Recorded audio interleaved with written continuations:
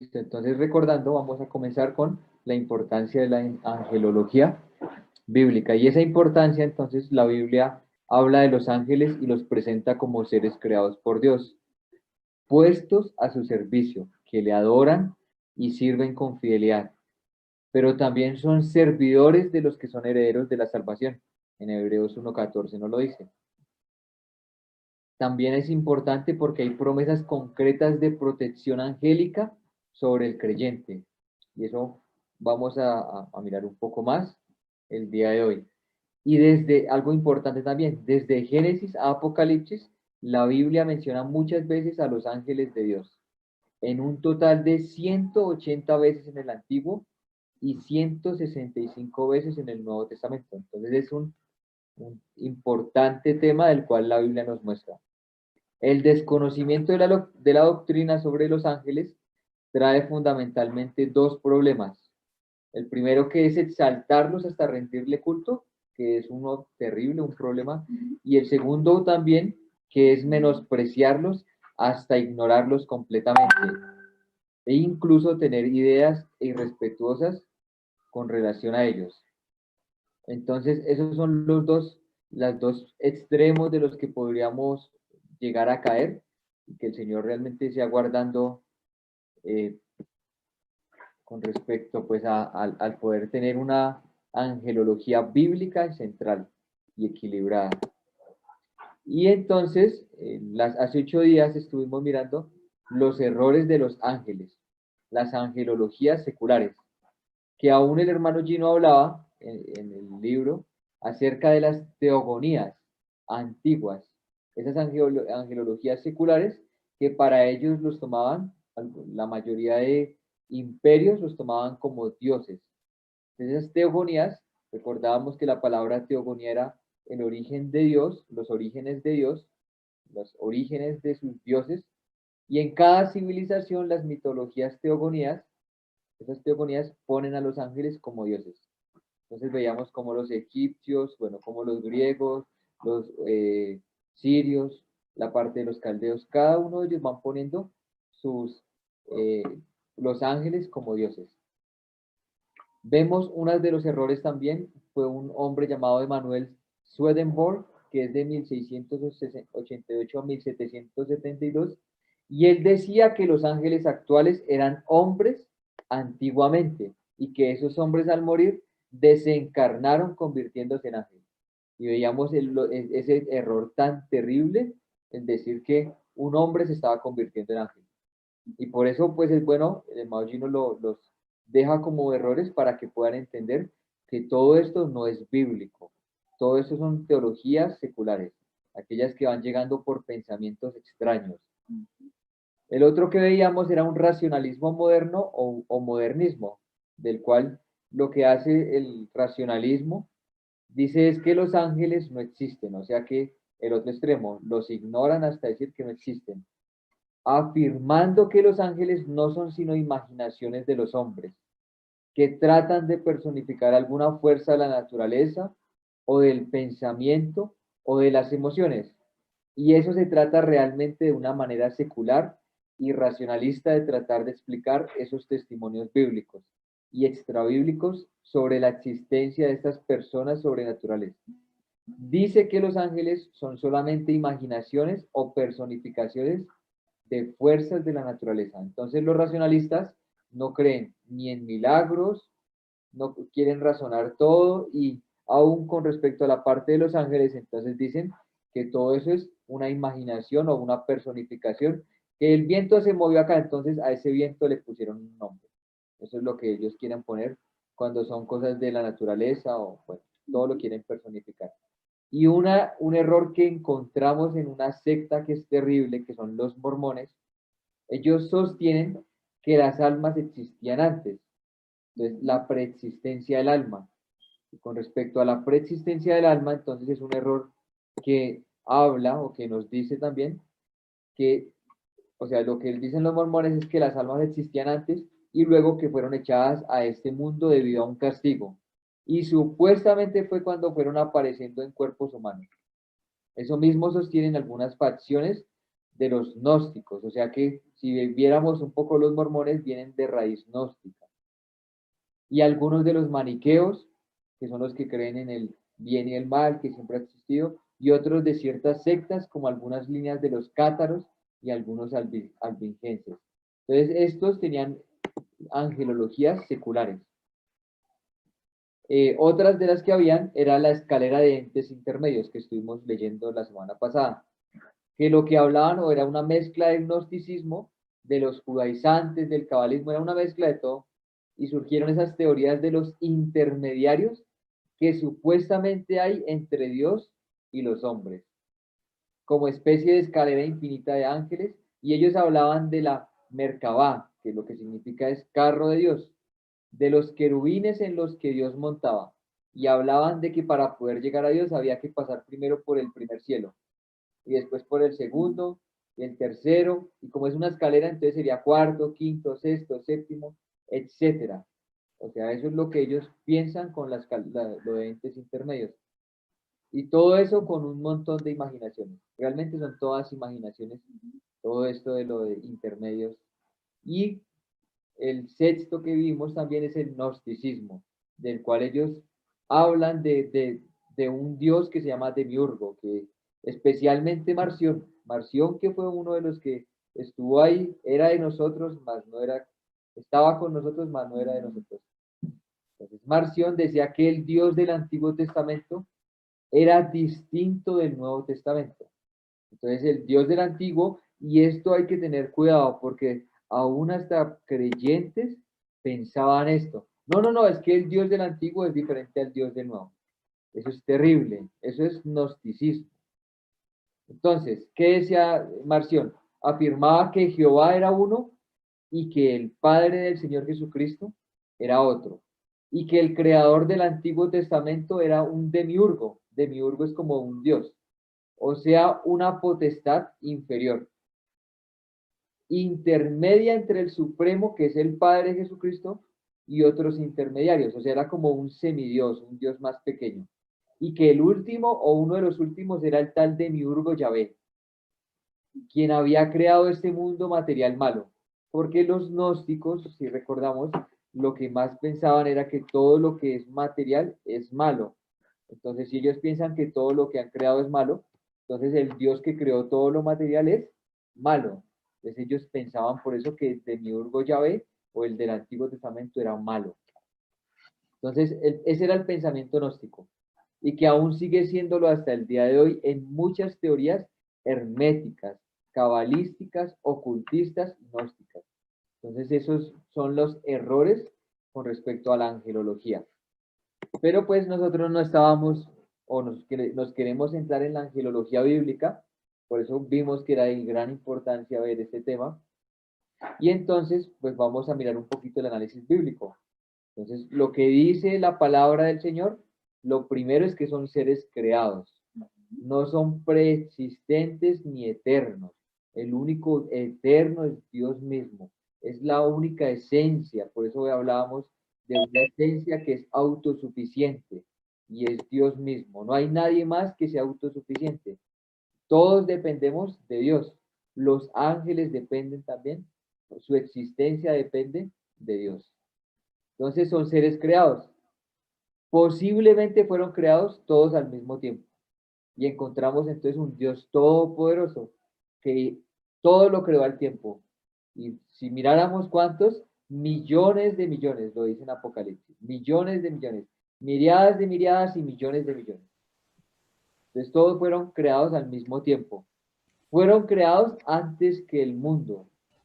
Porque en Job 38 lo leíamos, dice que las estrellas y los ángeles alababan al Señor cuando Él estaba poniendo las bases y los fundamentos. Cuando Él estaba creando el mundo, ya los ángeles el Señor los había puesto para que aprendieran también de parte del Señor, del Dios Todopoderoso, del Dios Creador.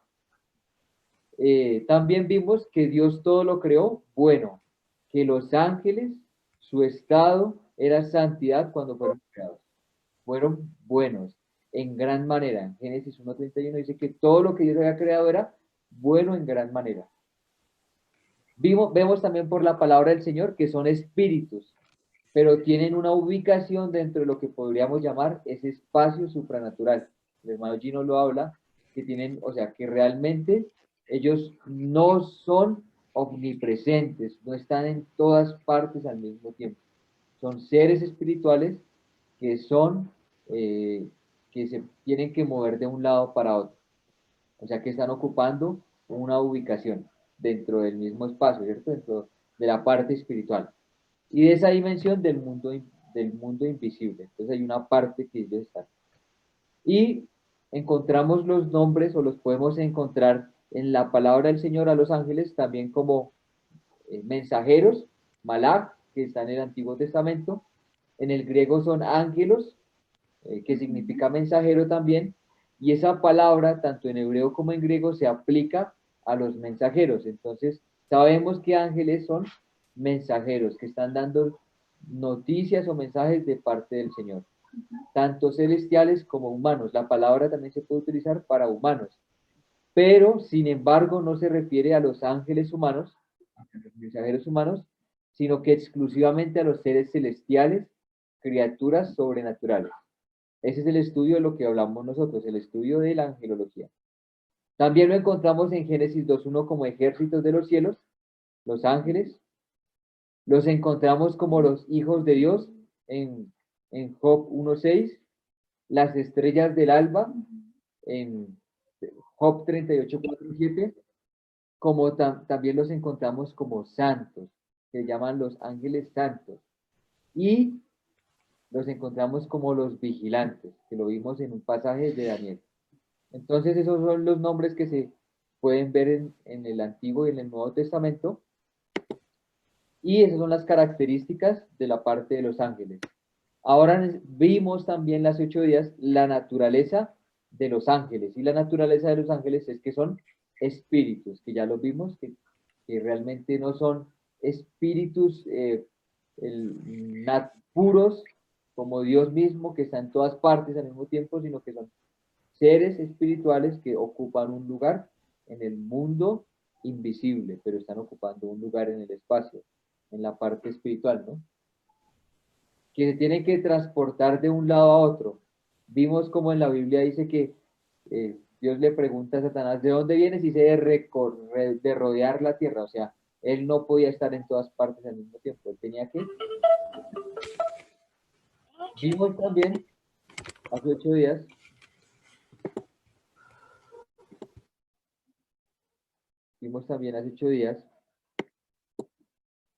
que tienen la capacidad de aparecer como varones. O sea, ellos se pueden mostrar como hombres, ¿cierto? No son omnipresentes, ocupan un lugar definido, son inmortales y no se propagan. O sea, ellos no pueden crear de la misma especie otros ángeles, sino que el Señor ya los ha creado completos, ¿cierto? No se propagan. Y por último estuvimos mirando que son personas morales, que saben distinguir entre lo bueno y lo malo, que son inteligentes, que están aprendiendo, que no se lo saben todo, sino que siguen aprendiendo, que vemos como en la iglesia misma, la multiforme sabiduría de Dios está enseñándoles también, ¿cierto? Entonces, son seres inteligentes, tienen emociones, vimos como ellos mismos se gozan delante en los cielos cuando un pecador se arrepiente. Hay alegría, ¿cierto? Y el hermano Gino decía, si se gozan, tal vez habría tristeza cuando el hombre pecó. Probablemente, no lo sabemos, pero sabemos que ahí también tienen un gozo. Poseen voluntad, ellos también tienen una voluntad, están atentos para hacer la voluntad de Dios, son humildes y reverentes ante Dios. Y lo veíamos con los serafines, porque la humildad manifestada en el modo de cubrirse el rostro y sus pies, que eso también está con respecto a los serafines. Entonces, eso es la naturaleza de los ángeles. Esto es como para poder recordarles, pues, algunos hermanos si no estuvieron, para continuar entonces con la lectura. Entonces vamos nuevamente a la página... ¿100 qué? 109. 109. Entonces vamos a la página 109 y vamos a comenzar leyendo con respecto, ahora ya vimos entonces las características, la naturaleza, y ahora vamos a ver las jerarquías. Entonces, este es un tema bien chévere, bien interesante. Entonces, vamos a continuar.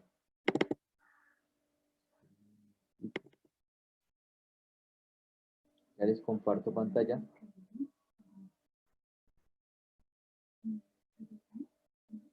Les comparto pantalla.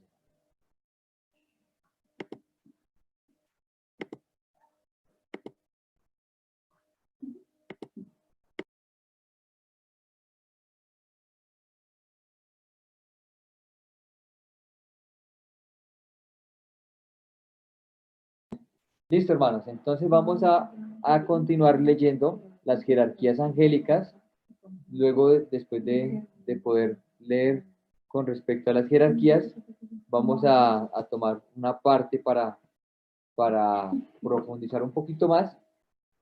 Y si hay preguntas, pues para poder eh, realizarlas y poder entre todos tal vez contestarlas. Bueno, entonces las jerarquías angélicas. En la Biblia aparecen varias categorías de estos seres celestiales. Se habla no solamente de huestes angelicales, sino también de serafines, de querubines, de arcángeles como el arcángel Miguel. En la Biblia se habla de tronos, de dominios, de principados, de potestades, de gobernadores, y significa que sí existe una jerarquía angélica. Hablemos de esas jerarquías por parte. Entonces comenzamos con los serafines. Los serafines. Esa palabra aparece solamente en Isaías 6, 2 y 6. Sin embargo, no quiere decir que ese sea necesariamente el único lugar donde aparezcan los serafines. Hasta donde personalmente lo he podido estudiar, existe lo que se llama seres vivientes. Se trata de ciertos seres vivientes celestiales que en nuestra traducción española de la Biblia se les llama sencillamente seres vivientes. En el idioma hebreo se les dice ayot, la palabra seres. No aparece en el idioma original, pero está implicada en el significado de ayot, porque en hebreo esa palabra significa los vivientes, lo que traducido un poco más largo, en la Biblia aparece como los seres vivientes. Entonces ya empezamos a ver que hay unos seres vivientes, ¿cierto? Si uno no lo estudia detenidamente a primera vista, pareciera como si solo existiese una clase de seres vivientes.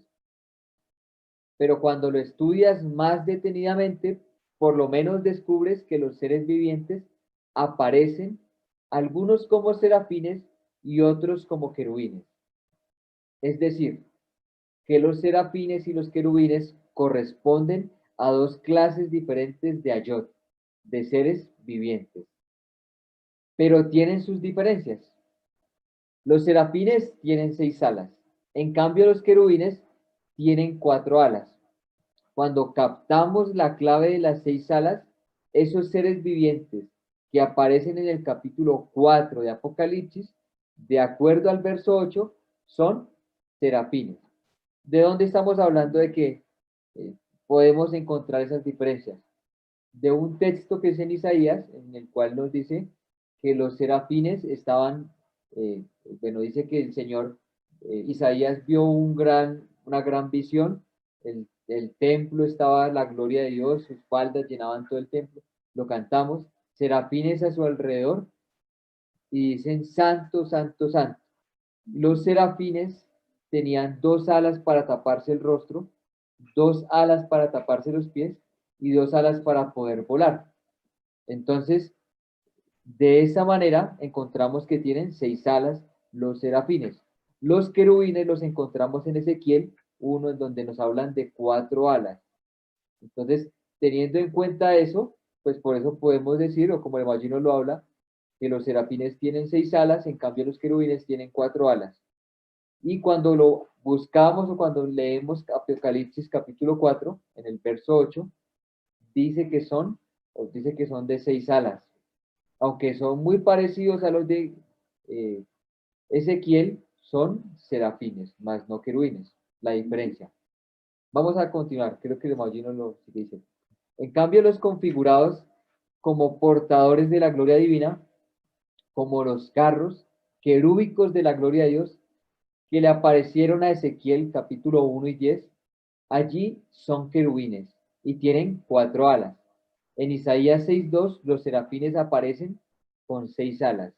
Los seres vivientes de Apocalipsis 4 en algunos aspectos se parecen a los querubines, pero realmente tienen el número de alas que tienen los serafines. Entonces, aunque aparece solamente en Isaías 6 acerca de los serafines, encontramos que Apocalipsis, por la descripción y por el número de alas que dice, también son serafines. Entonces, ahora, ¿quiénes son los serafines? Los serafines son aquellos que están alrededor del trono de Dios, alabando constantemente a Dios, diciendo, Santo, Santo, Santo. Isaías 6, 2 y 6. Son los únicos versos de toda la Biblia en que se usa la palabra serafín. Sin embargo, por el detalle de las 6 alas, me inclino a creer que los seres vivientes que aparecen en Apocalipsis capítulo 4 son serafines. Afirmamos que los seres vivientes a veces son serafines, otros querubines, porque en Ezequiel se describe a los querubines como seres vivientes y dice que eran querubines y tenían 4 alas. En cambio, en Apocalipsis 4 se les llama seres vivientes, pero se descubre que no tienen 4 alas, sino 6. Y cuando observas en otro pasaje de la Biblia cuáles son los seres vivientes que tienen 6 alas, descubre que son los serafines. Entonces vamos a leer Isaías. En el año que murió el rey Usías, vi yo al Señor sentado sobre un trono alto y sublime, y sus faldas llenaban el templo. Por encima de él habían serafines, cada uno tenía 6 alas. Con 2 cubrían sus rostros, con 2 cubrían sus pies, y con 2 volaban.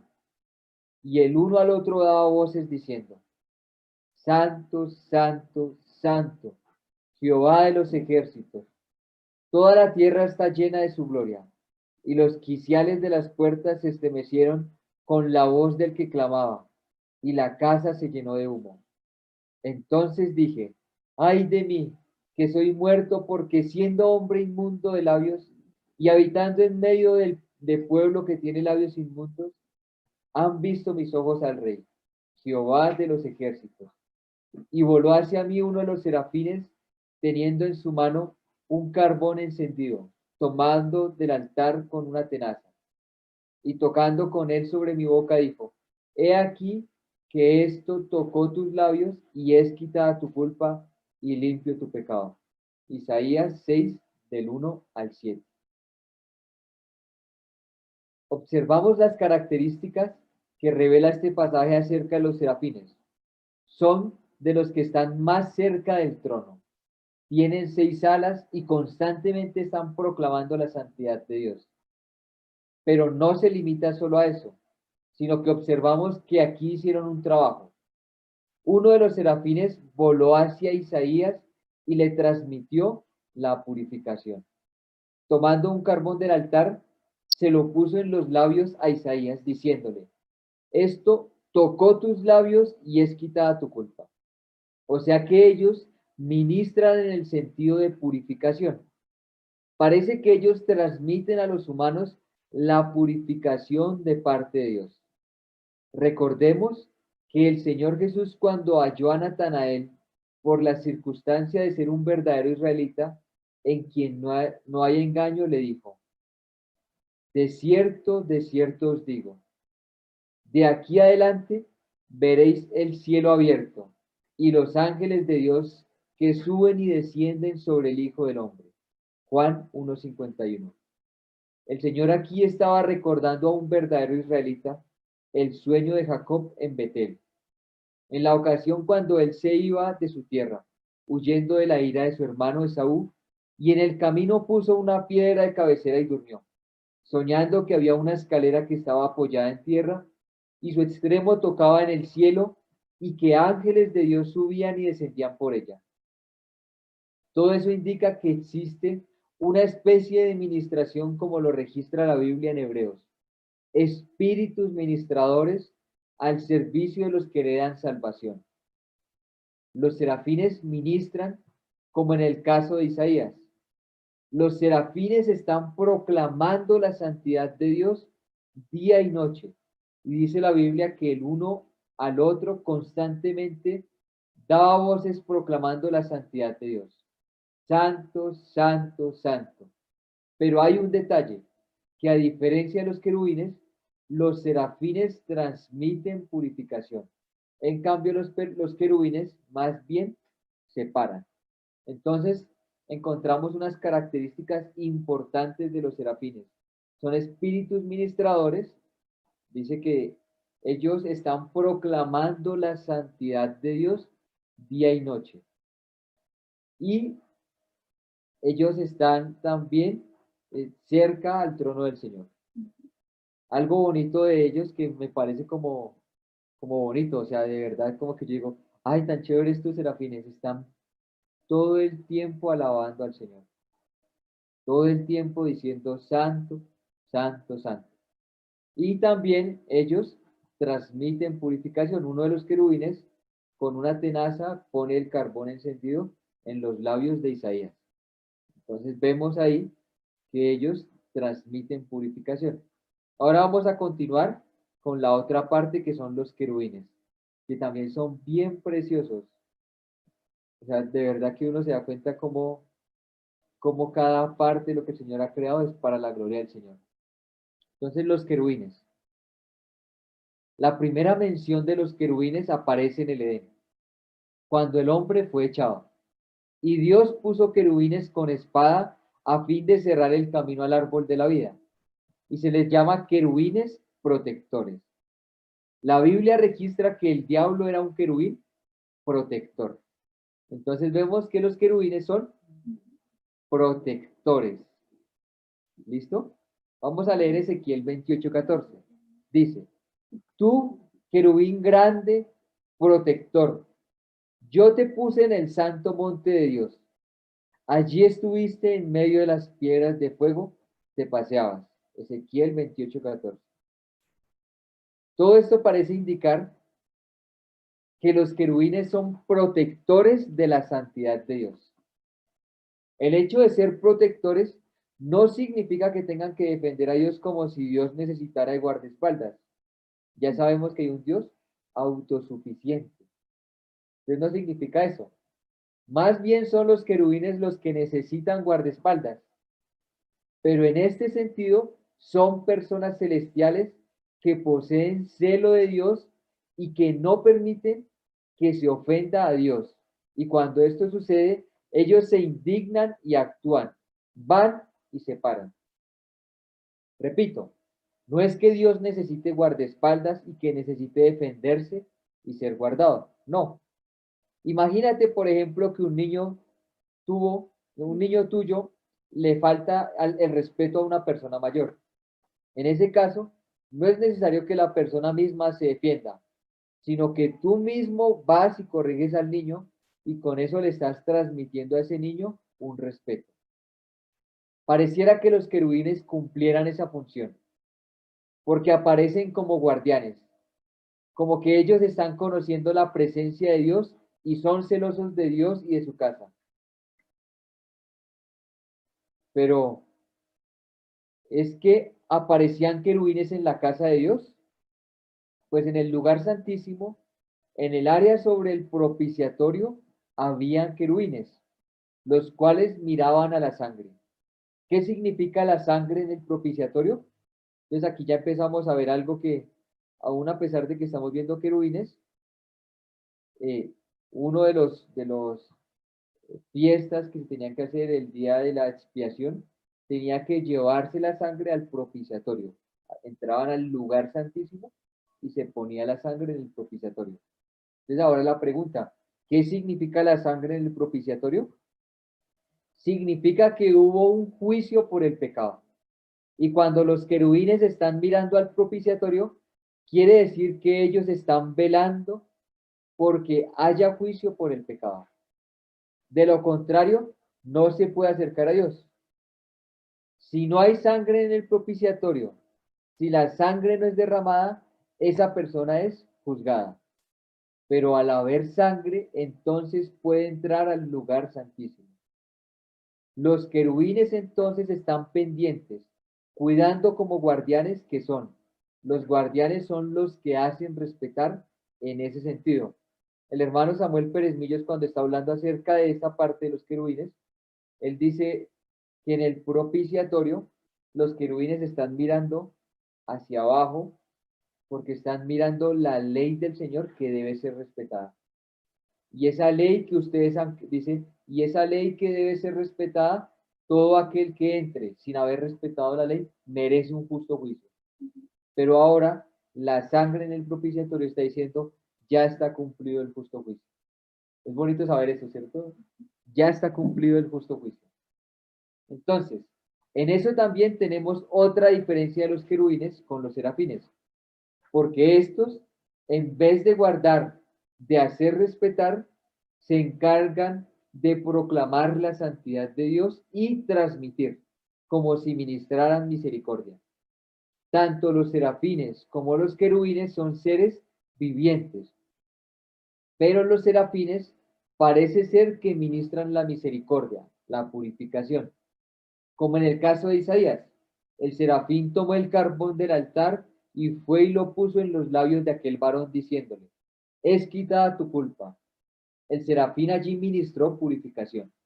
En cambio, el querubín tenía que guardar, que no alargue su mano y tome también del árbol de la vida. Génesis 3:22. ¿Cómo va a ser atrevido después de haber pecado de estirar la mano y agarrar de la vida de Dios? No, el querubín debe ir guardando para que el hombre no pase la raya. Ese es un ministerio diferente al de los serafines. Así también es Dios. Por una parte, Dios es justo y hace justicia, y es santo. Por otra parte, es misericordioso, lleno de gracia y misericordia. Entonces, en Dios encontramos toda la plenitud. Francisco La Cueva, cuando habla de todos los seres espirituales, dice, ellos son imperfectamente delante del perfecto. No, no hablando de que son imperfectos porque Dios todo lo creó bueno, sino que realmente hay alguien que es perfecto, que es Dios mismo quien creó todas las cosas. Entonces, ya encontramos cuál es la diferencia entre los serafines y los querubines. Los querubines representan ese juicio y los serafines representan esa gracia. En Isaías 6, los serafines dotados de 6 alas están sobrevolando alrededor del trono, proclamando la santidad de Dios. Y sin embargo, en medio de la santidad, también son portadores de esa misericordia purificadora de Dios. En Apocalipsis 4, a los seres vivientes no se les llama serafines, pero notamos que son muy parecidos a los querubines que describe Ezequiel. Y en una lectura rápida nos haría pensar que se trata de los mismos querubines. E incluso es el mismo pensamiento de los que elaboran las referencias en algunas versiones bíblicas. Es decir, como si los seres vivientes de Apocalipsis 4 fuesen los mismos querubines que vio Ezequiel junto al río Quebar en Babilonia. Pero una lectura cuidadosa, detenida, estudiada, nos hace ver que no son iguales y que la diferencia está en las alas, como también en la ubicación en el trabajo. Entonces ya, para recordar, de los seres vivientes, en los seres vivientes hay serafines y querubines. Entonces vamos a continuar con otra parte que son los tronos. Apocalipsis 4:4. Y alrededor del trono había 24 tronos, y vi sentados en los tronos a 24 ancianos, vestidos de ropas blancas, con coronas de oro en sus cabezas. La Biblia también habla de tronos, de principados, dominios, potestades, gobernadores. Aquí aparecen 24 tronos. Colosenses 1:16. Porque en él fueron creadas todas las cosas, las que hay en los cielos y las que hay en la tierra, visibles e invisibles, sean tronos, sean dominios, sean principados, sean potestades, todo fue creado por medio de él y para él. Colosenses 1:16. En el texto griego de Apocalipsis 5, sí dice distinto a como aparece en la versión española, en la versión Reina Valera de 1960. Pues en nuestra versión, los 24 ancianos hablan como si ellos fueran redimidos. En cambio, en el original griego, ellos hablan como refiriéndose a los redimidos, sin incluirse ellos, entre los de la tierra. Allí aparece el cántico de los 24 ancianos, es decir, de los que ocupan los tronos, que es como una especie de sacerdocio. En el Antiguo Testamento también habían 24 turnos sacerdotales. En la traducción española de la Biblia, versión Reina Valera 1960, dice así: y cantaban un nuevo cántico, diciendo: digno eres de tomar el libro y de abrir sus sellos, porque tú fuiste inmolado y con tu sangre nos has redimido para Dios, de todo linaje y lengua y pueblo y nación, y nos has hecho para nuestro Dios reyes y sacerdotes, y reinaremos sobre la tierra. Entonces lo que el hermano Gino está hablando acá es nos no aparece en otras versiones, ese nos has redimido para Dios, nos has hecho para nuestro Dios reyes y reinaremos sobre la tierra. O sea, esa parte inclusiva de ellos. Explicamos que aquí dice, y con tu sangre nos has redimido para Dios y nos has hecho. Pero si vamos al original griego encontramos que dice, y con tu sangre los, con L, no con N, con L, los has redimido para Dios y los has hecho para nuestro Dios reyes y sacerdotes y reinarán sobre la tierra. Entonces, encontramos en estas versiones como la textual 3 no lo dice, creo que la nueva versión internacional también nos dice eso. La del 77, yo después ahorita les confirmo, creo que también lo dice, porque ya utilizaron algunos manuscritos más antiguos. Entonces dice, los reinarán.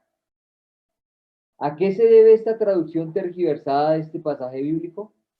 A que el traductor tenía cierto tipo de escuela, como es de suponer, y estaba inclinado a esos principios. Existen diferentes tipos de escuelas doctrinales y de pensamiento teológico, como la escuela dispensacionalista, la escuela de la teología de pacto y otras. Entonces son algunas escuelas. Yo puse un cuadrito ahorita para que lo miráramos, para que pudiéramos entender un poquito acerca de estas dos escuelas que son importantes, la dispensacionalista y la de los pactos. Ahorita vemos el cuadro para que veamos un poco más acerca de estas escuelas. Por ejemplo, en la escuela dispensacionalista son pretribulacionistas, pues ellos dicen que va a haber un rapto de la iglesia antes de la tribulación.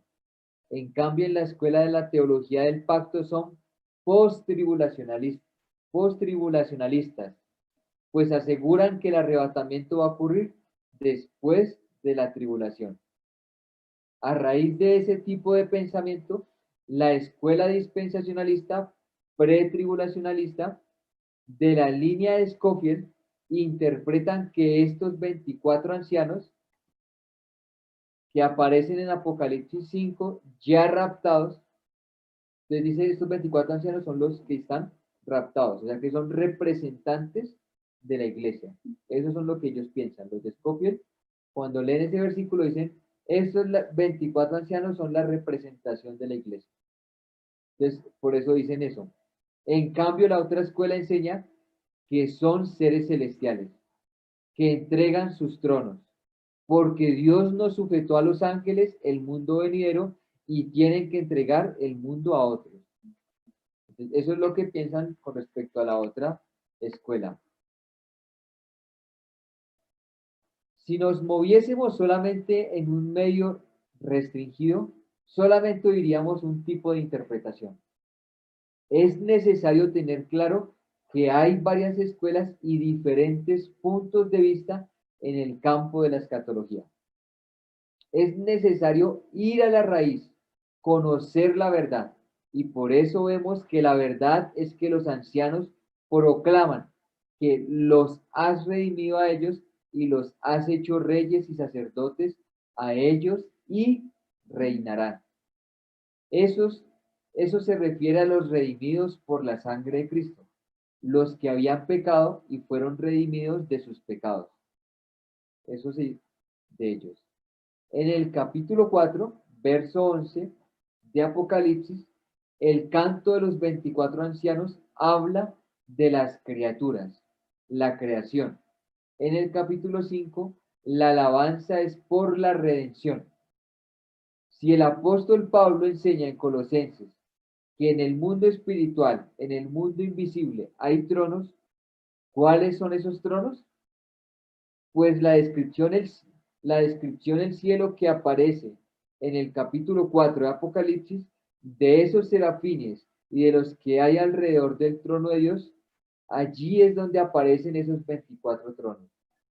Lo más probable es que los tronos a que se refiere Colosense sean estos 24 que aparecen en Apocalipsis. De lo contrario, ¿cuáles otros tronos serían? Toda la Biblia es coherente y es necesario que veamos esa coherencia. La Biblia dice que Dios le va a dar los tronos a los suyos. Y también vemos que ellos se quitan sus coronas y se las entregan y que Dios no sujetó a los ángeles el mundo venidero, sino a nosotros. Pero el mundo actual está siendo manejado por ellos. Por eso los llama gobernadores. Solamente los rebeldes son gobernadores de las tinieblas, pero antes de gobernar las tinieblas, ellos gobernaban en las esferas celestes sobre otros ángeles y sobre las regiones celestes. Por eso habla de tronos, dominios, principados y potestades. Entonces, el hermano Gino habla con respecto a estos 24 tronos, es que son seres celestiales. Apocalipsis 4:6. Y delante del trono había como un mar de vidrio semejante al cristal, y junto al trono y alrededor del trono, 4 seres vivientes llenos de ojos delante y detrás. Si hacemos la lectura de esto muy rápido, y ya hemos leído Ezequiel, la primera asociación de uno es con los querubines de Ezequiel. Si uno lo lee, ¿cierto? Uno diría, no, los de Ezequiel también tienen ojos que rodean por todo lado. Pero si leemos detenidamente la descripción de Juan en Apocalipsis, descubrimos que no se trata de los mismos. Y una de las diferencias es que los querubines de Ezequiel tienen 4 alas. En cambio, los seres vivientes que ve Juan tienen 6 alas. Y además están haciendo justamente lo que describe Isaías, proclamar, Santo, Santo, Santo es el Señor, con la única diferencia que en Apocalipsis se les llama seres vivientes a estos proclamadores de la santidad de Dios, que están dotados de 6 alas, y en Isaías se les llama serafines. Entonces, vemos un poco acerca de serafines y querubines y los 24 tronos. Algo importante cuando el Maugino habla de los gobernadores, que son de los gobernadores que ya no son gobernadores celestiales, sino malignos, es porque la palabra gobernadores se va a utilizar para los gobernadores malignos, para los que están teniendo el dominio con respecto a las partes huestes celestiales, pero que son perversos. Y ahorita habla el hermano Gino también de los serafines y los querubines. Esa diferencia que uno puede empezar a ver. Continuamos. Entonces, los serafines proclaman santo, santo, santo. También a los querubines de 4 alas se les llama seres vivientes. Por esa razón, los ayot o vivientes, llamados también seres vivientes, son de 2 clases, serafines y querubines. Los primeros proclaman la santidad de Dios y transmiten su purificación y misericordia. Y los segundos son los guardianes y hacen respetar el nombre de Dios. En Apocalipsis 4:6 aparecen 4 seres vivientes llenos de ojos delante y detrás, cada uno con una cara diferente. Y en Ezequiel aparecen los querubines, cada uno con 4 caras.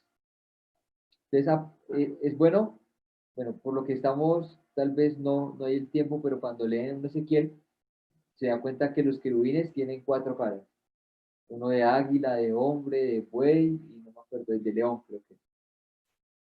Y en cambio, en Apocalipsis, dice que cada uno con una cara diferente. Entonces hay una gran diferencia también ahí. Entonces vamos a leer Apocalipsis 4, 7 y 8. El primer ser viviente era semejante a un león. El segundo era semejante a un becerro. El tercero tenía rostro como de hombre. Y el cuarto era semejante a un águila volando. Y los 4 seres vivientes tenía cada uno 6 alas. Y alrededor y por dentro estaban llenos de ojos. Y no cesaban día y noche de decir, Santo, Santo, Santo es el Señor Dios Todopoderoso, el que era, el que es y el que ha de venir. Muy semejante a lo que dice también en Isaías, cuando habla de santo, santo, santo. Esto nos indica que no son los querubines que vio Ezequiel, los cuales constan de 4 alas y 4 rostros cada uno. La descripción de los seres vivientes en Apocalipsis nos dice que son distintos uno del otro. Se parecen más a los serafines por el hecho de tener 6 alas y porque están proclamando el nombre de Dios. Y además se distingue unos de los otros. Uno tiene cara de león, otro tiene cara semejante a un becerro, el tercero tiene rostro como de un hombre, y el cuarto era semejante a un águila volando. Lo que voy a decir ahora no lo he escuchado de ningún teólogo. Entonces, aquí el hermano Gino va a poner una opinión de lo que cree, de lo que dice. Me parece chévere la opinión. Dice, no lo he escuchado de ningún teólogo, pero alguna vez tengo que expresarlo, como lo que me parece que ha tenido que ser directamente. Dios creó al hombre a la imagen y semejanza de él. Eso es bíblico y lo sabemos todos. Y el hombre aparece como el Señor de la creación, señoreando sobre los animales. Pero los animales de hecho no fueron creados a la imagen y semejanza de Dios, sino que se parecen más a estos seres vivientes. Es decir, como si el hombre hubiera sido creado a la imagen y semejanza de Dios. En cambio, los animales creados tienen la semejanza de los querubines y serafines, pero no de Dios. Pero lo curioso es que al estudiar las caras de estos serafines, vemos que la cara de uno es la de un becerro. Entonces vemos que es la cara de un becerro. Y estudiando esto minuciosamente se llega a esas conclusiones. Entonces, es una conclusión que Maugino lo dice, de verdad y tampoco lo he escuchado en ningún lado. En el video, no sé si lo alcanzaron a ver, pero sí muestran a los querubines como con rostros de animales, ¿cierto? Todo tiene que hablar acerca de Cristo, porque todo tiene que reflejar algo de Dios, todo. Esto es algo importante, todo tiene que reflejar algo de Dios y manifestar algo de Él. Pero lo curioso es que en realidad los seres vivientes de 6 alas aparece alguno como con semejanza a esto y otro con semejanza a aquello. En cambio, todos y cada uno de los querubines tienen las mismas 4 semejanzas. Pero hay una pequeña diferencia entre las dos descripciones de las 4 caras de los querubines en el capítulo 1, versículo 10. las describe así.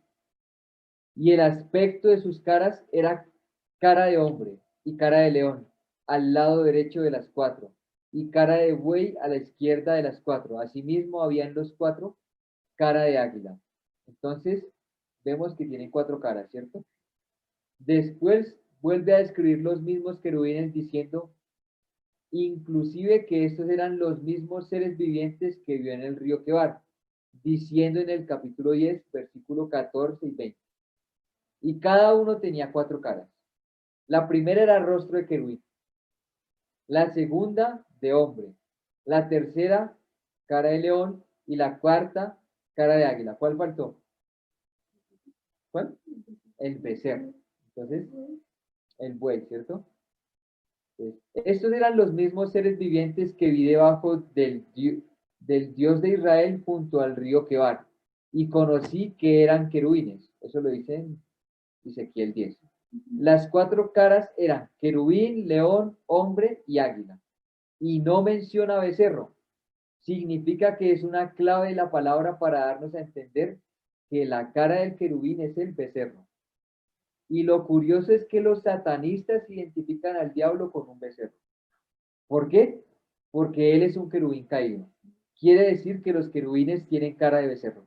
O sea, eso es algo que de verdad que no he leído en otras partes, pero me parece muy interesante, aún como uno utiliza la misma palabra para ver.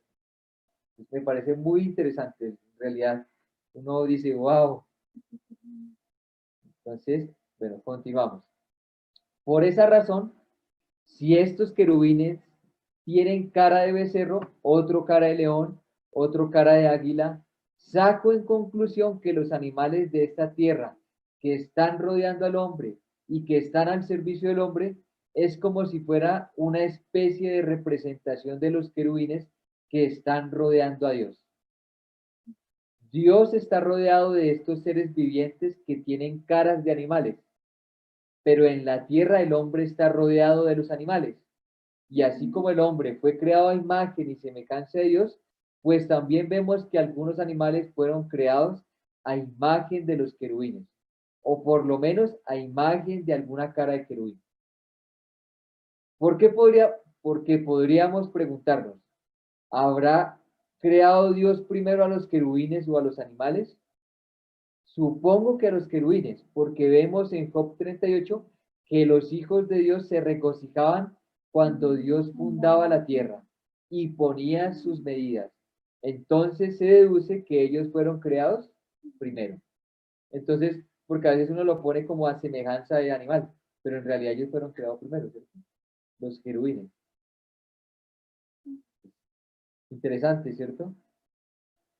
En Génesis vemos que los animales fueron creados apenas en el quinto día, otros en el sexto día de la creación. Eso significa que fueron creados en el quinto y en el sexto día después de haberse formado la tierra, y algunos animales fueron becerros. Entonces, para esa época ya existían querubines, criaturas celestiales, con cara de becerro, y que la cara de becerro era la propia cara del querubín. ¿Habrá caballos en el cielo? Seguramente los habrá, porque dice la Biblia en Apocalipsis 19:14, y los ejércitos celestiales vestidos de lino finísimo, blanco y limpio, le seguían en caballos blancos. Vemos pues que esto es muy complicado y es preciso estudiarlo detenidamente, despacio, sin pretender ser dogmáticos, pero estudiándolo personalmente llego a acercarme a ese tipo de entendimiento. Sí, y aquí el hermano Gino lo vuelvo a enfatizar. O sea, no es dogmático, no es que significa que esto es el fin, el amén, y ya. Pero pues es una forma o el estudio de lo que el hermano Gino ha estado estudiando y pues me parece súper interesante que uno podría continuar leyendo y aprendiendo más acerca de esto. Continuamos. Entonces vimos seres celestiales, los ayos, los seres vivientes, que son querubines y serafines. Vemos los tronos y continuamos con los principados. Además de serafines y querubines, también hay tronos, principados, potestades, gobernadores, de los cuales algunos se han revelado, no todos. En la palabra de Dios encontramos los principados. Por ejemplo, el príncipe de Persia, el príncipe de Grecia, es decir, eran príncipes que estaban sobre naciones de este mundo.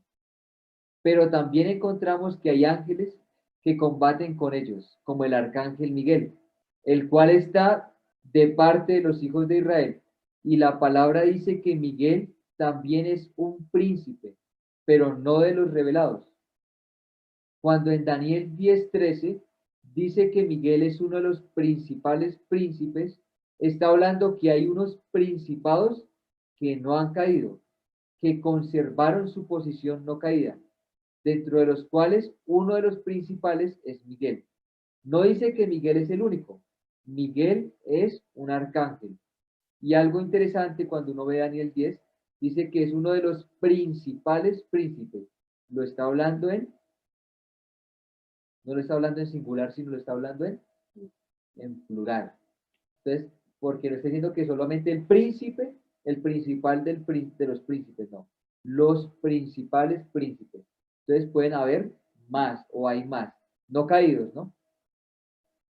De la venida del Señor también se dice que viene con voz de arcángel, porque la palabra arcángel significa jefe de ángeles. El Señor es cabeza de todo varón, de todas las cosas, dado a la iglesia, cabeza de la iglesia, cabeza de todo principado y potestades. Sin embargo, el Señor está sobre el mismo Miguel, porque Judas 9 dice, pero cuando el arcángel Miguel contendía con el diablo, disputando con él por el cuerpo de Moisés, no se atrevió a proferir juicio de maldición contra él, sino que dijo, el Señor te reprenda. Y eso significa que el Señor es otro. En cambio, el Señor no decía el Señor te reprenda, sino dice, apártate, quítate delante de mí, Satanás. El Señor lo reprendía directamente por el dedo de Dios. Los principados o príncipes los hay no caídos y los ahora caídos, pero que antes fueron no caídos. Se dice que eran príncipes no caídos hasta que cayeron, y cuando cayeron se constituyeron en principados caídos. ¿Qué significa eso? Que hubo también un periodo de prueba para los ángeles, un tiempo en el cual muchos estuvieron delante de Dios y no cayeron y otros sí. La Biblia habla también de la elección de los ángeles. Por ejemplo, cuando San Pablo le dice a Timoteo, te encarezco delante de Dios y del Señor Jesucristo y de sus ángeles escogidos, que guardes estas cosas sin prejuicios, no haciendo nada con parcialidad. Habla de los ángeles escogidos. Y eso muestra que hay ángeles buenos, ángeles santos, hay ángeles que no cayeron, fueron escogidos. Así como habla de unos escogidos, también habla de unos caídos. Entonces no todos fueron escogidos. Eso nos enseña que también entre los ángeles existe la elección divina, como entre los seres humanos. El capítulo 10 de Daniel habla de la aparición y descripción de un ángel importante. Pues vamos a leer 10. Su cuerpo era como de berilo, y su rostro parecía un relámpago, y sus ojos como antorchas de fuego, y sus brazos y sus pies como de color de bronce bruñido, y el sonido de sus palabras como el estruendo de una multitud. Y solo yo, Daniel, vi aquella visión, y no la vieron los hombres que estaban conmigo, sino que se apoderó de ellos un gran temor, y huyeron y se escondieron. Pero oí el sonido de sus palabras, y al oír el sonido de sus palabras, caí sobre mi rostro en un profundo sueño, con mi rostro en tierra. Y he aquí, una mano me tocó, me hizo que me pusiese sobre mis rodillas y sobre las palmas de mis manos, y me dijo, Daniel, varón, muy amado, está atento a las palabras que te hablaré, y ponte en pie, porque a ti he sido enviado ahora. Mientras hablaba esto conmigo, me puse en pie temblando, mas el príncipe del reino de Persia se me opuso durante días. Pero aquí Miguel, uno de los principales príncipes, vino para ayudarme y quedé allí con los reyes de Persia. Y quedó allí con los reyes de Persia. Entonces, encontramos un ángel que es, como se nombra, es súper poderoso. Los versos 6 y 7 constituyen la descripción del ángel. El verso 13 nos dice que el imperio persa tenía un príncipe, pero ese príncipe era opuesto. Y eso significa que era un príncipe caído. Era un príncipe demoníaco, incluso con mucho poder, porque el ángel que visitó a Daniel tenía tanto poder que hizo que Daniel cayera derribado y aún después estuviese temblando. Y sin embargo no tenía fuerza suficiente para vencer ese príncipe de Persia, que tuvo necesidad de la ayuda de otro. Eso nos dice que hay entre ellos jerarquías. Punto crucial que estamos tratando. El príncipe de Persia se lo puso durante 21 días, pero Miguel, uno de los principales príncipes, vino para ayudarle. Note que cuando el ángel dice que Miguel es uno de los principales príncipes, utiliza el plural. No dice que es el único, sino que uno de los principales. Y eso significa que hay varios príncipes principales o principados. Ahora el de Persia también era un príncipe, y este otro no podía solo y tuvo que acudir a la ayuda de Miguel. Entonces leamos Daniel 9, 20 y 21. Aún estaba hablando y orando y confesando mi pecado y el pecado de mi pueblo Israel, y derramaba mi ruego delante de Jehová mi Dios por el monte santo de mi Dios. Aún estaba hablando en oración cuando el varón Gabriel, a quien había visto en la visión al principio, volando con presteza, vino a mí como a la hora del sacrificio de la tarde. Es la guerra espiritual, y eso incluye la oración e intercesión. Es de notar un detalle que Miguel es príncipe del pueblo de Dios. Cuando dice ninguno me ayuda, eso significa que hay otros que podrían ayudar también, pero que están haciendo otros trabajos. Miguel era un príncipe asignado a este grupo especial de personas escogidas. Entonces terminamos con las jerarquías, con los principados, con los arcángeles. Algunos hermanos toman más adelante como los ángeles. Los ángeles son seres o mensajeros, como si el arcángel fuera un principado o alguien principal y el ángel un mensajero con respecto a las jerarquías que se hablan. Pero en realidad, cuando hablamos de angelología, también hablamos de todos como ángeles, o sea, como seres espirituales, ¿cierto? Entonces vamos a leer algunas experiencias personales con ángeles y luego terminamos con una pequeña conclusión. No sé si hasta aquí vamos bien, porque sé que es un buen tema y bien así denso, pero es una bendición también entender un poco acerca de la angelología. Entonces, bueno, voy a mirar si hay preguntas aquí en el chat. No, no hay chat. Listo, continuamos. Experiencias personales con ángeles. Daniel 11:1. Y yo mismo en el año primero de Darío, el Medo, estuve para animarlo y fortalecerlo. Este ángel estuvo con Darío el Medo, asignado allí para ayudarle, y le animaba y fortalecía.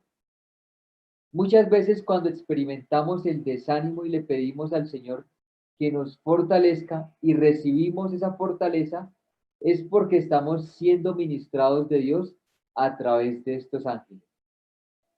Personalmente hemos tenido experiencias.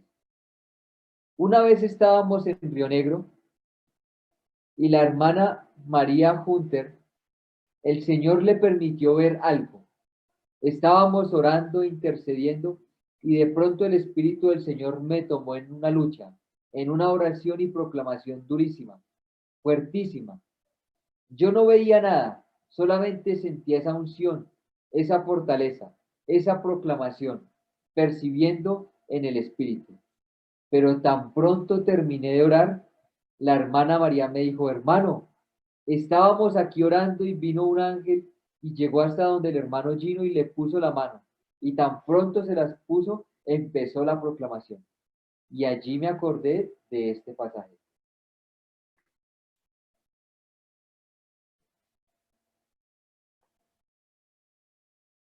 El hermano Orwell Swindon, en Argentina, también tuvo una experiencia similar. Él estaba predicando y de pronto pegaba esos gritos enormes, se calmaba y volvía. A la salida, cuando terminó, una hermana ancianita lo llamó aparte y le dijo, hermano Swindon, cuando tú estabas predicando, detrás de ti había un ángel grandote y cada vez que te tocaba tú decías, aleluya, gloria a Dios. Ella veía al ángel. Por una parte, la palabra dice que los ángeles son espectadores y por la otra dice que guardan. ¿Por qué guardan?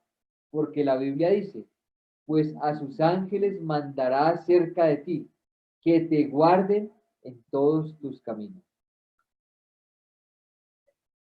Nótese que ese salmo que el diablo le citó al Señor no habla solo respecto del Señor, sino de cualquiera de los justos, de cualquiera de los siervos del Señor.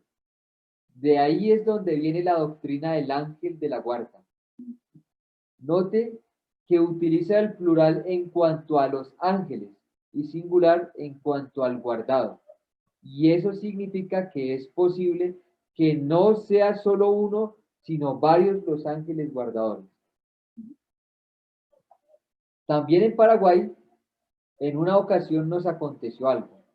Cuando habían matado a Anastasio Somoza, el dictador de Nicaragua, pues al haber sido derrocado fue a refugiarse en Paraguay, país en donde lo mataron. Y eso dio lugar a que se armara una situación muy difícil en Paraguay por causa de la presencia de la guerrilla, ya que allá no suele haber guerrilla, pues allá imperaba un gobierno militar fuerte, y eso dio lugar a una fuerte represión. Eran prohibidas las reuniones y todo era muy difícil, pero la iglesia tenía que reunirse de alguna manera. Y así buscamos la forma de reunirnos en las casas. En una ocasión estábamos reunidos en la casa del hermano Atilano Ayala y Marta, su esposa, en Caguazú. Ella estaba un poco asustada porque estábamos reunidos y como el ambiente era como clandestino, ella estaba temerosa y en esa salió a mirar si pasaba alguna gente de la policía o algo. Y en un momento, a la entrada de la casa miró y vio un tremendo ángel cruzado de brazos, como para que ella viera que por allí no iba a pasar nadie, a fin de quitarle ese miedo que ella tenía. Y luego descansó. El Señor dice, mirad que no menospreciéis a uno de estos pequeños, porque os digo que sus ángeles en los cielos ven siempre el rostro de mi Padre que está en los cielos. Mateo 18:10. Si el Señor dice sus ángeles, quiere decir que Dios les tiene ángeles asignados a los pequeñitos. Por eso se les llama sus ángeles. Y eso lo creía la iglesia primitiva, como en la ocasión cuando Pedro fue tomado preso y estando en la cárcel la iglesia entró en una cadena de oración, orando sin cesar día y noche por él. Entonces el Señor envió un ángel, el cual lo despertó y lo sacó. ¿Quién sabe por qué dimensiones? El hecho es que le fue abriendo las puertas hasta que lo sacó a la calle y los carceleros no se dieron cuenta. El ángel lo hizo por otra dimensión. ¿Quién sabe cómo? Pedro se fue a la casa de María, la madre de Juan, y tocó la puerta. Pero los hermanos no creían que era Pedro, sino que pensaban que se trataba de su ángel. Eso nos dice que los cristianos primitivos tenían la conciencia de que por lo menos cada uno tenía un ángel particular, mínimo uno, al decir su ángel. Es como si dijera el ángel asignado a él. Bueno, eso es lo que hablaban algunos hermanos, ¿no? Los dos campamentos. Otro ejemplo lo tenemos en Génesis 32. Cuando Jacob venía al encuentro de Saúl trayendo toda su familia y ganado, cuando empezó a mandar adelante las vacas, ovejas y todo, fue cuando llegó a un lugar y vio dos campamentos, llamando a ese lugar Mahanaim, que significa precisamente dos campamentos. ¿Por qué? Porque el de él era un campamento y el de los ángeles era otro. Siempre debemos tener conciencia de que hay dos campamentos, que nosotros formamos un campamento, pero ellos forman otro, y que somos espectáculo a los ángeles, pues ellos están viendo lo que hacemos y están aprendiendo también de Dios a través de lo que Dios hace con la iglesia. Y están conociendo a Dios a través de su gracia manifestada a la iglesia. Cosas que a nosotros nos parecen casualidades, pero no son tales, sino arreglos providenciales de los ángeles. Es la providencia de Dios utilizando esos ángeles. Este es un ejemplo bien bonito. Había un hermano en Cristo llamado Omar, un joven que en la iglesia de Asunción, que el Señor usaba mucho en testificar a las personas. Una vez un hermano, pero que en ese momento todavía no lo era, debía tomar un bus de la ruta número 24. En esas venía uno de la ruta 34, viéndolo como si fuese 24, siendo eso en realidad un arreglo providencial que le cambió ese número a sus ojos, como la vez que le dijo Eliseo a su siervo Jesse, cuando éste sintió miedo por el gran ejército enemigo que lo rodeaba. No tengas miedo, porque más son los que están con nosotros que los que están con ellos. Y oró Eliseo y dijo, te ruego, oh Jehová, que abra sus ojos para que vea. Entonces Jehová abrió los ojos del criado y miró, y he aquí que el monte estaba lleno de gente de a caballo y de carros de fuego alrededor de Eliseo. Y luego que los sirios descendieron a él, oró Eliseo a Jehová y dijo, te ruego que hieras con ceguera a esta gente. Y los hirió con ceguera, conforme a la petición de Eliseo. Y luego él mismo los condujo a una emboscada. Quiere decir que ellos no vieron. Ese es un trabajo seguramente de Dios a través de sus ángeles. El hecho es que este todavía no era un hermano, era un oficial de la Marina. Paró en el bus pensando que era la ruta 24. Mientras las dos rutas transitaban las mismas vías, todo iba bien, pero de repente la ruta 34 se desvía por una avenida y la 24 sigue derecho. Al ocurrir eso, el oficial de la Marina pensó que el bus estaría dando la vuelta por otro lado, tal vez debido a algún trancón u otra cosa. Pero cuando vio que seguía dando vueltas y no regresaba a la supuesta ruta normal, preguntó al conductor que cuál ruta era aquella, y el conductor le aclaró que era la 34. Enseguida le pidió que le dejara ahí mismo y se bajó justamente en una esquina donde el señor tenía esperando a Omar. Esperaba sin conocer al otro. Ese arreglo providencial de Dios. Allí se bajó a preguntarle a Omar por lo de la ruta y en esas Omar le testificó. El oficial de la Marina recibió al señor. Se salvó y posteriormente se salvaron otros oficiales de la Marina.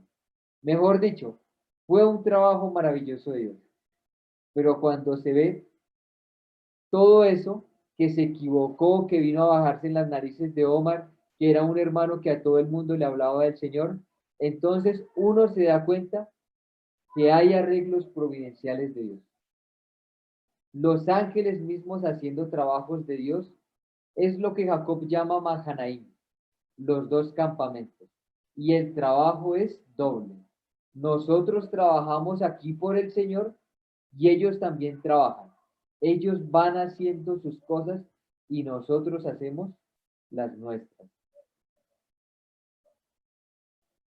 También tenemos el hermano que se encontró al ángel en Filipinas, el mismo ángel que habló con él en los Estados Unidos. Le dijo que él había estado en la liberación de Israel en la ocasión en que Moisés levantaba las manos a Jehová. Y cuando esto sucedía, Israel prevalecía en la batalla. El ángel le dijo al hermano que ellos, los ángeles, estaban a la espera de la señal de lo que dijera Moisés. Tan pronto como Moisés levantaba las manos, ellos entraban en acción, porque esa era la orden que ellos tenían. Ver el trabajo que estaban haciendo este campamento para ellos hacer su parte en su campamento. Nosotros decimos, Señor, atamos estos demonios. Enseguida ellos hacen su trabajo. La Biblia no nos dice que les hablemos a los ángeles. Esto es algo, hermanos, que tenemos que ahora, el hermano Gino lo centra como conclusión y pues lo ponemos para que sea equilibrado. Porque en algún momento, y no en algún momento, uno se da cuenta que aún los mismos católicos tienen imágenes de cuánto ángel. Este es el ángel de no sé qué, el ángel de todo. Entonces hay una gran adoración con respecto a los ángeles. Entonces vamos a, o el hermano empieza a poner una conclusión para que no se sea desequilibrado. La Biblia no nos dice que les hablemos a los ángeles. Volvemos a repetirlo. La Biblia no nos dice que les hablemos a los ángeles, sino que lo hagamos al Señor. Pero hay ocasiones en que hay que dirigirles la palabra a los demonios. No aparece que se les hable a los ángeles. Y también dice que no se le rinda culto a los ángeles. Tampoco se le rinde culto a los ángeles. En consecuencia, lo que debemos hacer es hablar a Dios y pedir. También reprender a los demonios e incluso hablar a los árboles. Desarráigate y plántate en el mar. Cuando el Señor dice en Lucas 17:6.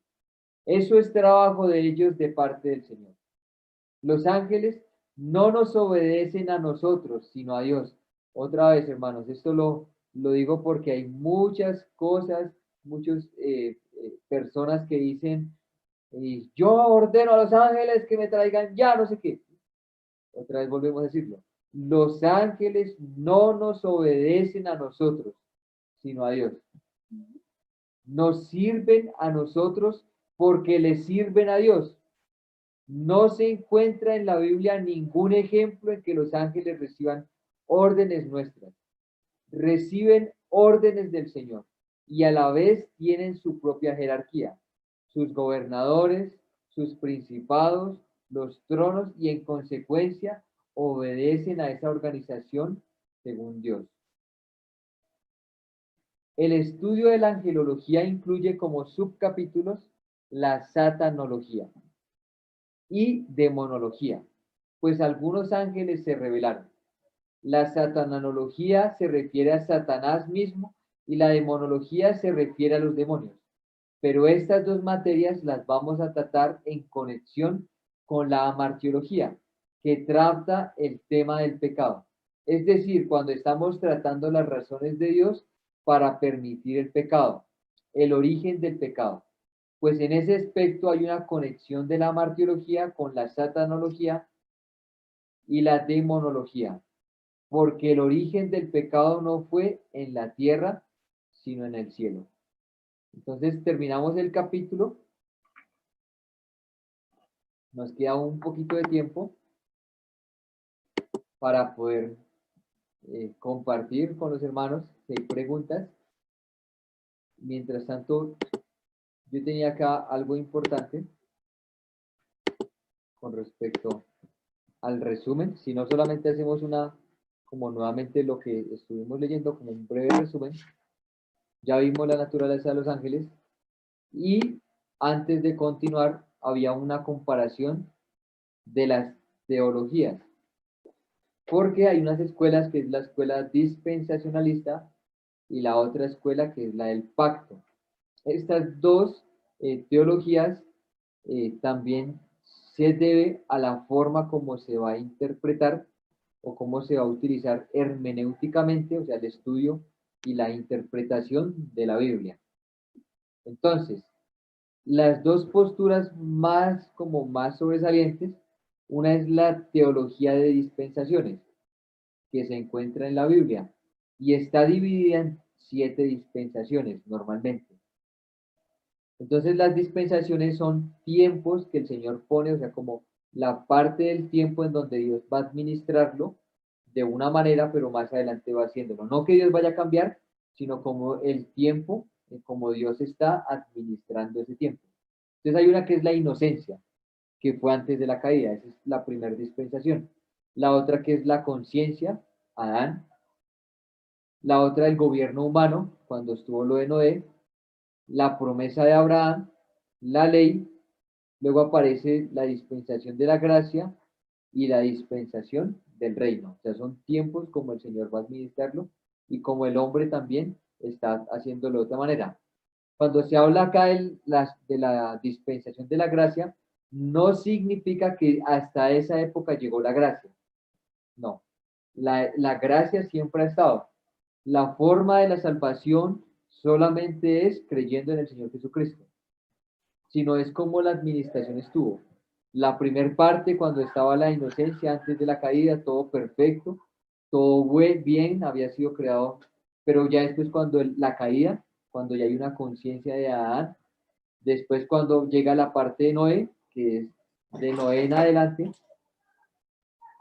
luego cuando llega la dispensación de Abraham, y de Abraham aparece las la parte de la promesa que Dios le dio a Abraham, como los israelitas, la creación del pueblo de Israel, todo esto, la ley, que ya llega con respecto a la parte de la ley en Moisés, y la gracia.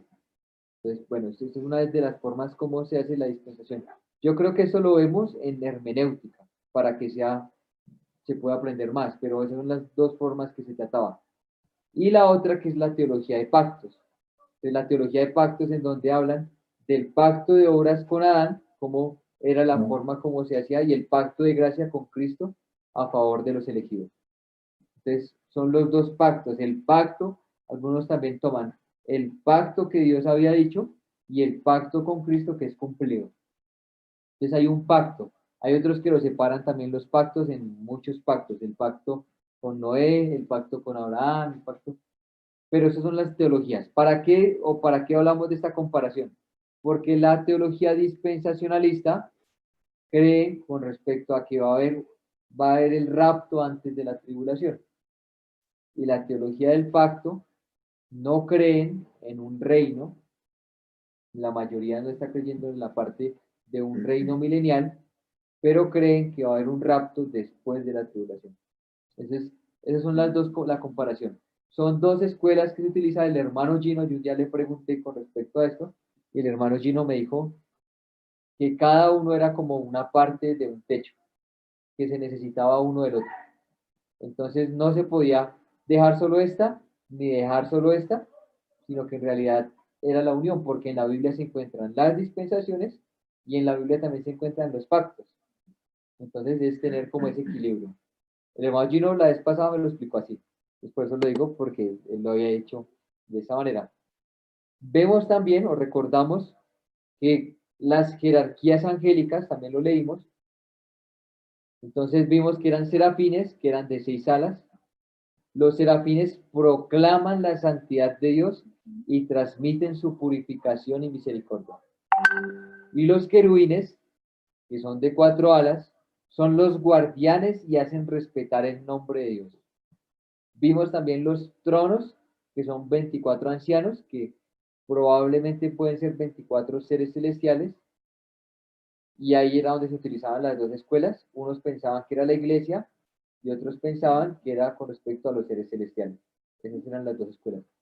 Y también vimos los principados, los arcángeles. Y uno de los que conocemos es Miguel, ¿cierto? ¿Quién como Dios significa Miguel? Esas son las jerarquías angelicales. Viendo la diferencia entre serafines y querubines, un hermano llamado Berkov, Luis Berkov, dice también con respecto a los querubines y serafines, algo que me llamó la atención. Dice, mientras los querubines son los fuertes, estos pueden ser llamados, o sea, los serafines, los nobles entre ángeles. Mientras los primeros, los querubines, defienden la santidad de Dios, los segundos sirven, los serafines, sirven al designio de la reconciliación y así preparan a los hombres para un adecuado acercamiento a Dios. Qué bonito, ¿cierto? Ese adecuado acercamiento que ellos mismos tienen, una profunda reverencia delante del Señor. Si se dan cuenta cómo es la misma reverencia que ellos tienen sus rostros tapados. Algo bonito de lo que uno puede ver también. Ellos estaban tapando y solamente proclamando el santo, santo, santo. Algo que el Señor dice en Juan 1:14 y dice es que vimos su gloria. No tuvimos ni siquiera que tapar, vimos su gloria. Gloria como el unigénito Hijo del Padre, lleno de gracia y de verdad. Entonces los serafines que no podían ver la gloria, el Señor nos ha dado a nosotros el privilegio de ver la gloria del Señor. Qué bonito, ¿cierto? Eso es algo que uno puede también ver. Entonces, algo aquí para terminar. Bueno, aquí vamos a ver un momento.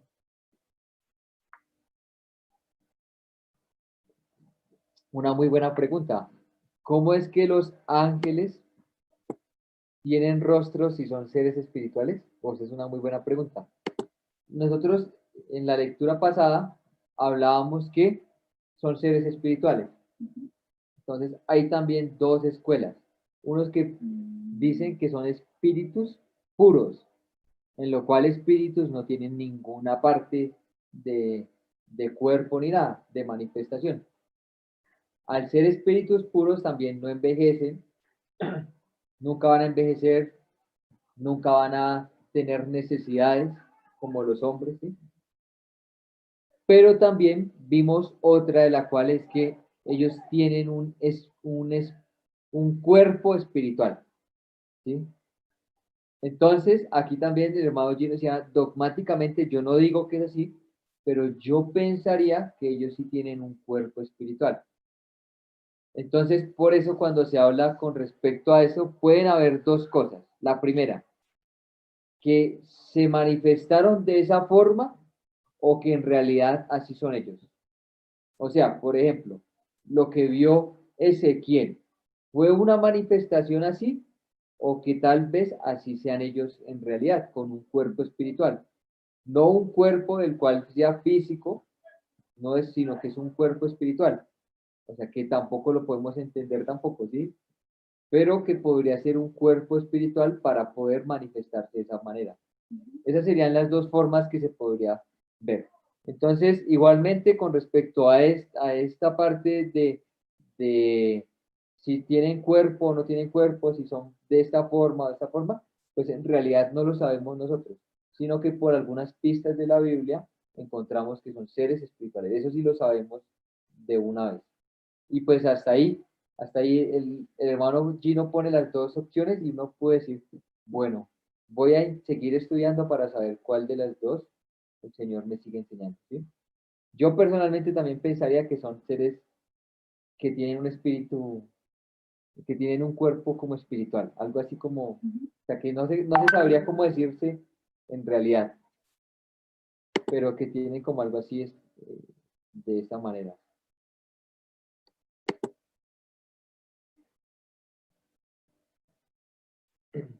Ah, bueno, y el hermano, también hay una pregunta. ¿Por qué los serafines podían decirse que tenían cara de becerro si tienen cuatro caras? Entonces en la página 114.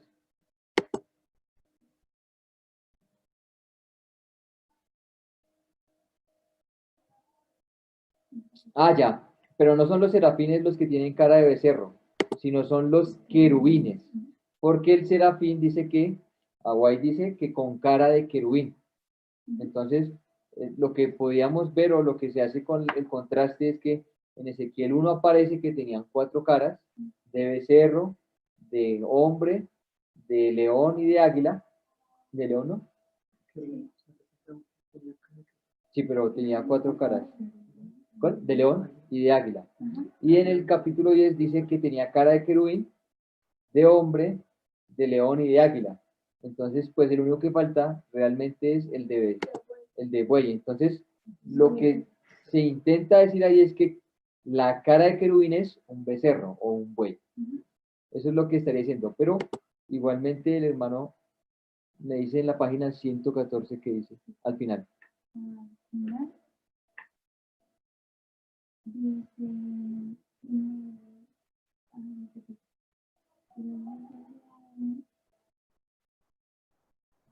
En el capítulo 1, versículo 10, las describe así. Y el aspecto de sus caras era cara de hombre y cara de león al lado derecho de las cuatro, y cara de buey a la izquierda de las cuatro. Asimismo, había en los cuatro cara de águila.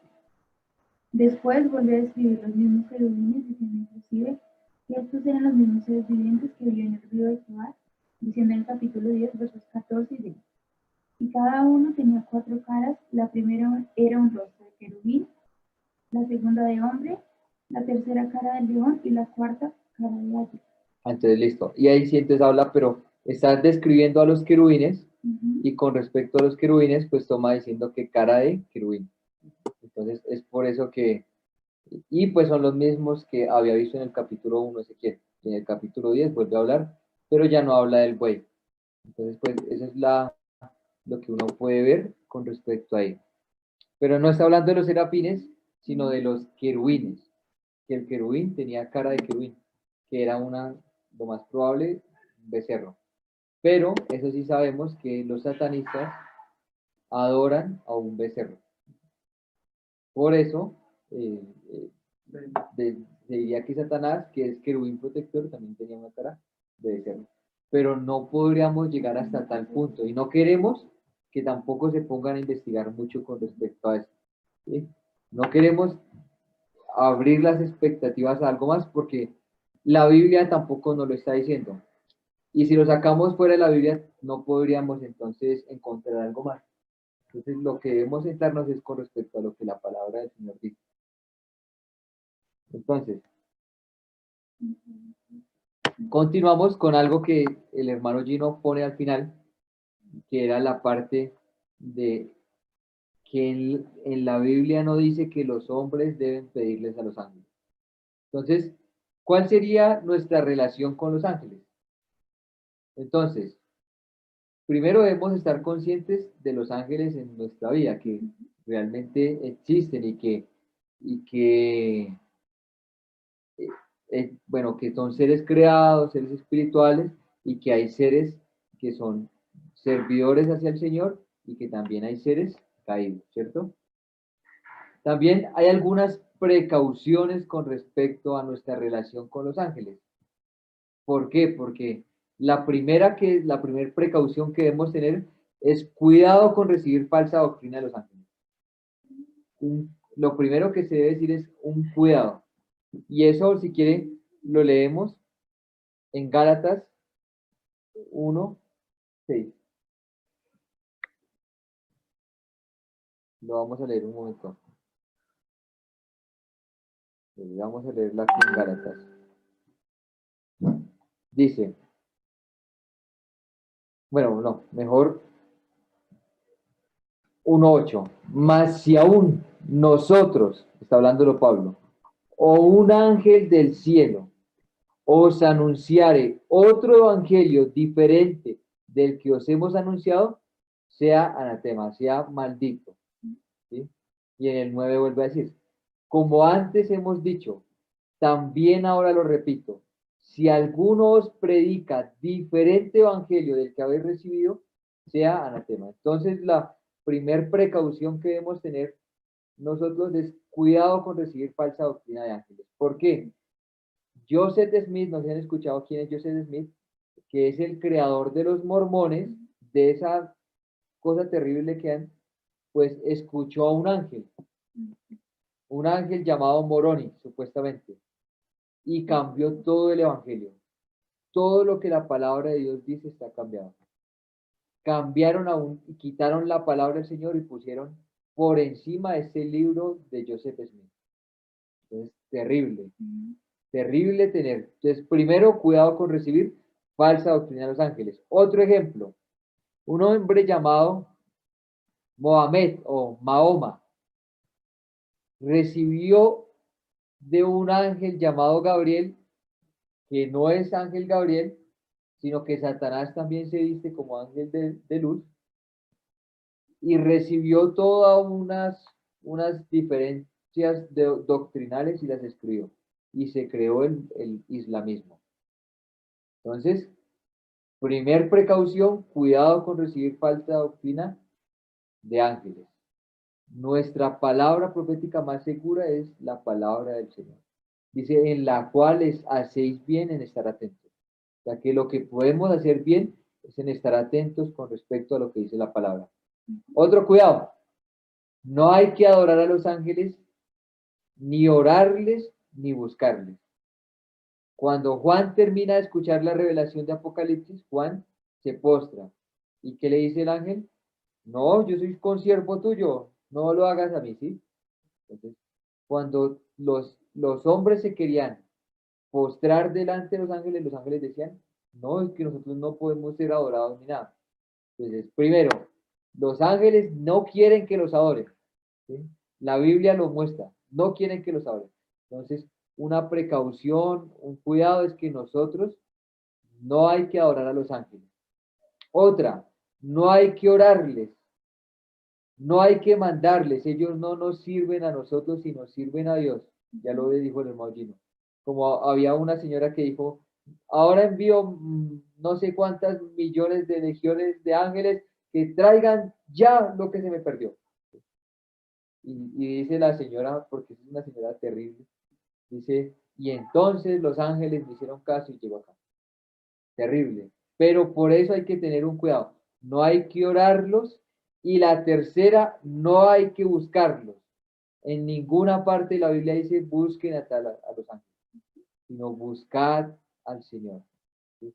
Y dice, y el que le busca el Señor se dejará encontrar. ¿Cierto que lo dice? Entonces, esa es.